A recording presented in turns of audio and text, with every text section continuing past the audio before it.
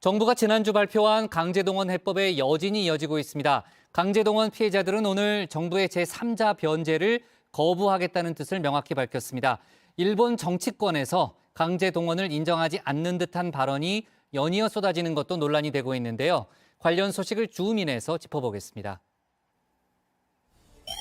일제 강제동원 피해자인 양금덕 김성주 할머니와 이춘식 할아버지가 제3자 변제안에 대해 거부를 공식화했습니다. 오늘 강제동원 피해자 지원단체와 법률 대리인단이 제3자 변제를 맡은 일제 강제동원 피해자 지원재단을 찾았는데요. 이춘식 할아버지 그리고 미쓰비시 근로정신대 소송의 양금덕 김성주 할머니의 그 제3자 변제안에 대한 반대하는 뜻을 명확하게 전달하기 위해서 이 자리에 왔습니다. 세 분 모두 일본제철과 미쓰비시 중공업이 아닌 다른 제3자의 변제에 대한 거부 의사를 밝힌 겁니다. 법률적으로도 당사자의 동의 없이는 제3자가 변제할 수 없다는 주장을 덧붙였습니다. 정부의 제3자 변제안과 이를 맡은 일제강제동원 피해자 지원재단도 강하게 비판했습니다. 이 채권에 붙어있는 일본제철, 미쓰비시 중공업이라는 그 채무자의 이름을 지우기 위해서 한국 정부가 노력을 하고 있는 것이고, 저는 그 재단 간판을 바꿔야 한다고 생각합니다. 일제 강제동원 피해자 지원재단이 아니라 일제 전범기업 지원재단 역할을 부여받고 있습니다. 거꾸로 일을 하고 있습니다. 지금 강제동원 피해자들이 어렵게 쌓아 올린 역사적 성과물을 완전히 뒤엎고 전범기업 명예회복을 위한 기관으로 완전히 전락했습니다. 피해자 지원단체는 외교부가 이번 발표 전부터 피해자들에게 집요하게 접촉을 시도했다며 이번에 의사를 명확히 밝힌 만큼 무리한 접촉 시도를 중단해달라고 정부에 요청했습니다. 외교부가 전화번호를 확보하기 위해서 직계 유족뿐만 아니라 사위 주소 전화번호까지 확보해가지고 전화를 돌리고 이런 상황입니다. 피해자들이 명백히 만나고 싶지 않다라거나 정부 이 3자 변제를 받아들일 뜻이 없다라는 것을 밝혔음에도 불구하고 이렇게 아주 추근되듯이 이렇게 하는 것은 저는 피해자 괴롭히기에 불과하다고 생각합니다. 대법원이 일본 기업에 손해배상을 하라고 판결한 강제노동 피해자는 15명입니다. 그중 살아있는 3분이 모두 반대하는 겁니다. 강력한 거부 의사에 실제로 배상이 이뤄지기까지 쉽지 않아 보이는데요. 여기에 일본 내에서 연이어 나오는 목소리도 비판적 여론을 키워가는 모양새입니다. 정부는 지난 6일 강제징용 해법을 발표하면서 현 상황을 물컵에 비유했었죠. 우리 정부가 내놓은 이번 해법이 물컵의 절반을 채웠고 나머지 반을 채우는 건 일본의 몫이란 겁니다. 그런데 이 나머지 반을 채워줄 생각 별로 없어 보입니다. 하야시 의무상이 지난 9일 일본 중의원 안정보장위원회에서 강제동원이란 표현이 적절치 않다고 했습니다. これらを強制労働と表現することは適切ではないと考えております。 피해 배상 책임만 인정하지 않는 것이 아니라 피해가 있었단 역사적 인식도 공유하지 않는 겁니다. 일본 정부 강제노동이 없었다는 입장 내내 유지해왔었죠. 지난 1월 유엔 제네바 사무소에서 일본 정부의 입장이 대표적인데요. 당시 자유의사나 관내 알선, 징발로 일하게 된 노동자들이 있었을 가능성이 있고 이런 방식으로 제공된 노동은 국제노동협약에 나오는 강제노동이 아니라고 본다고 한 겁니다. 되려 일본이 휘말려든 피해자란 주장을 했습니다. 今回の徴用工訴訟問題はもう国際法違反で、日本は言ったら巻き込まれ事故の被害者だと私は思っています。 한국 정부가 내놓은 해법에 일본 정부가 호응해선 안 된다는 의미로 읽힐 만한 주장도 했는데요. 朝鮮人戦時動員は強制連行、強制労働ではないということもはっきり韓国に何かをするということはしないというスタンスが私は正解であるというふうに考えております。 이 의원, 일본의 극우정당이라고 불리는 일본 유신회 소속입니다. 일본 내 보수 세력의 분위기를 대변한다고 보면 될 것 같은데요. 일본 지지통신도 또 사과는 안 된다는 일본 보수파의 분위기를 전하며 오는 16일 한일 정상회담에서 기시다 후미오 총리가 새로운 사과는 하지 않을 것이라고 보도했습니다. 역대 내각이 제시한 입장을 계승하는 데 그칠 거란 겁니다. 국회에서도 현 상황을 놓고 여야 공방이 치열합니다. 야권에선 일방적 양보만 한 외교 참사라 주장했고 여당은 흠집내기라면서 정상회담 결과를 기다려보자고 했습니다.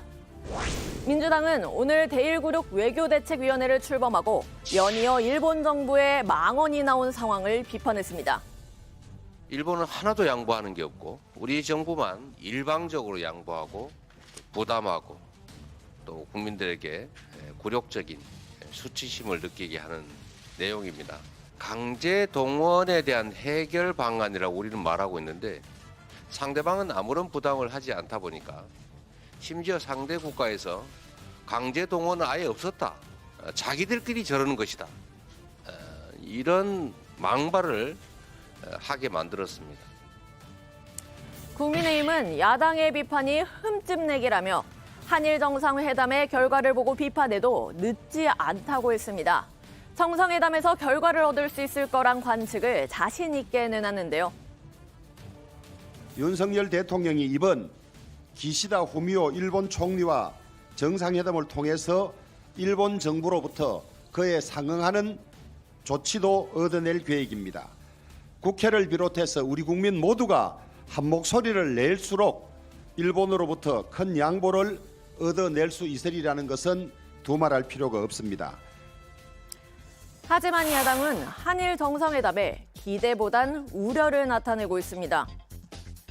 일본 외무상이 내놓은 이러한 발언은 정상회담 결과 역시 기대할 것이 없고 실패가 예정된 것임을 지적하지 않을 수 없습니다.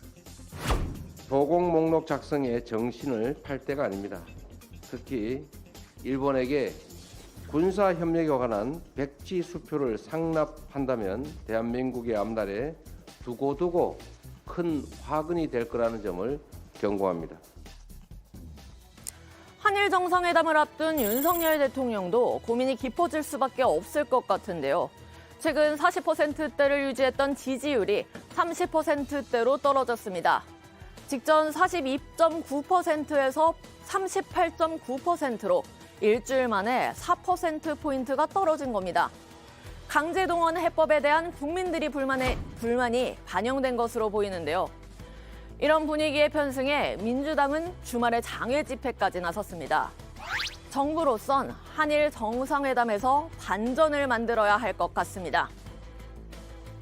그런데 일본 강제동원 해법에 대해 정부를 규탄하기 위한 집회의 불똥이 난데없이 쌍특검에 튀었습니다. 오늘의 주민 두 번째, 불안한 쌍특검 공조입니다. 지난 토요일 이재명 민주당 대표와 이정미 정의당 대표가 나란히 규탄 집회에 참석했는데요. 이정미 정의당 대표를 향해 민주당 지지자로 추정되는 사람들이 야유와 욕설을 한 겁니다. 사랑하고 존경하는 시민 여러분, 오늘 이 자리는 우리가 굴욕적인 한일 회담을 이정미 대표가 목소리를 높여 수습하려 했지만 결국 연설을 멈춰야 했는데요. 수습해보려는 사회자의 시도도 잘 먹히지 않았습니다. 우리 한마음 한뜻으로 윤석열 불효개교 심판해야 되지 않겠습니까?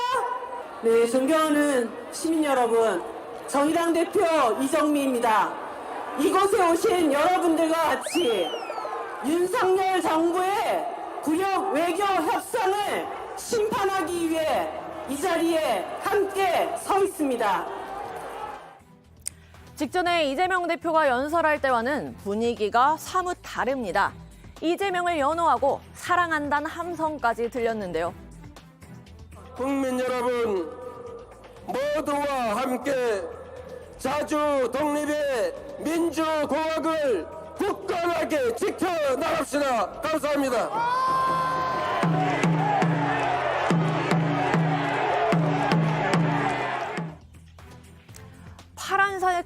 총선을 들고 있기 때문일까요? 이전에 드림 콘서트에서 보던 팬덤 간의 신경전이 연상됩니다. 지지하지 않는 가수가 나오면 야광봉을 끄고 침묵하는 팬클럽 문화가 큰 논란이 됐었죠. 이런 행동은 성숙하지 못한 팬덤 문화라며 큰 비판을 받았고 팬들로 인해 애꿎은 스타들만 욕을 먹게 됐다는 목소리도 나왔습니다. 이번 사태를 극성 팬덤의 문제로 본 건 정의당도 마찬가지인 듯합니다. 정의당이 이재명 대표와 민주당 지도부의 사과를 요구하며 이렇게 말했습니다. 민주당은 극렬 지지자를 앞세운 편협한 이간질 정치를 그만두십시오. 정의당은 민주당의 정쟁 매몰 정치와는 다른 길을 의연히 가겠습니다. 지지자들의 행동에 돌발 변수가 생긴 건데요. 쌍특검에 애초엔 부정적이었던 정의당과 협상이 좀 잘 돼가나 했더니 원래 있던 걸림돌을 치워나가도 모자를 파내 하나 더 얹은 겁니다. 민주당과 정의당의 쌍특검 3가지 걸림돌, 특검 대상과 특검 추천권, 그리고 패스트트랙 처리입니다. 이를 놓고 양당의 이견이 좀 채 좁혀지지 않고 있는데요. 특검은 이재명 방탄용이란 여당의 비판에 민주당 이중대만은 피하고 싶은 정의당의 부담도 반영되어 있습니다. 굳이 특검을 밀어붙이겠다는 것은 국회를 극한 정쟁의 장으로 몰고 가서 이재명 대표 부정부패 혐의로부터 국민들의 시선을 돌리려고 하는 것입니다. 정상 추진하려고 하는 그 어떤 진정성 있는 노력조차 하지 않고 힘이 있으니까 쓴다라는 방식으로 바로 패스트트랙으로 가버리면 민주당은 오늘도 쌍특검 관철 의지를 강하게 피력했는데요. 진전을 위해선 민주당 지지자에 환한 정의당이란 새로운 난제부터 풀어야겠습니다. 오늘의 주민, 빈컵 나머지 절반 채워질까? 강제동원 해법 난항으로 정리하겠습니다.